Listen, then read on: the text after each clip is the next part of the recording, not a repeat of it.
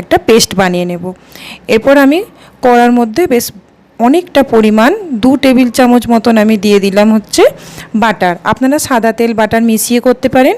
এখানে গোটা জিরে আর গোটা গরম মশলা ফোড়ন দিয়ে দিয়েছি।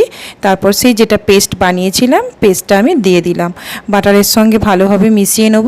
অল্প জলটা দিয়ে বাটিটা ধুয়ে দিলাম। এরপর মশলাটা কষিয়ে নেব। আর এখানে হলুদ গুঁড়ো, কাশ্মীরি লঙ্কার গুঁড়ো, নুন, চিনি দিয়ে মিশিয়ে নেব। আর কোনো গুঁড়ো মশলা দেওয়ার প্রয়োজন নেই।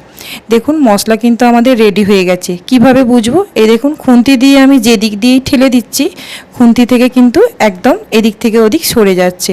আর কড়াটা একদম মানে পরিষ্কার থাকছে, লেগে যাচ্ছে না। এদিকে তেলও রিলিজ হয়ে গেছে। তো এরপর আমি ভাজা পনিরগুলো মশলার মধ্যে দিয়ে দিচ্ছি। মশলার সঙ্গে ভালোভাবে মিশিয়ে নেব।